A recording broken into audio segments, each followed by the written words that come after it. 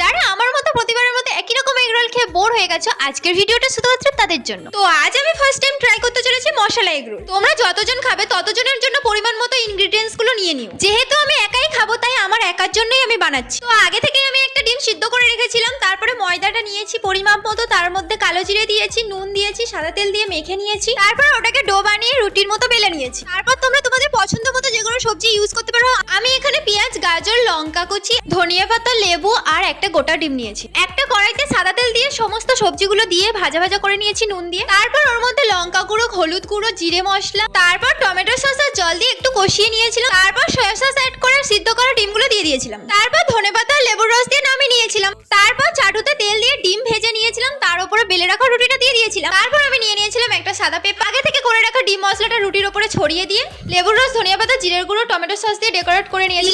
এত টেস্টি হয়েছিল, একবার খেলে আর জীবনে ভুলবে না।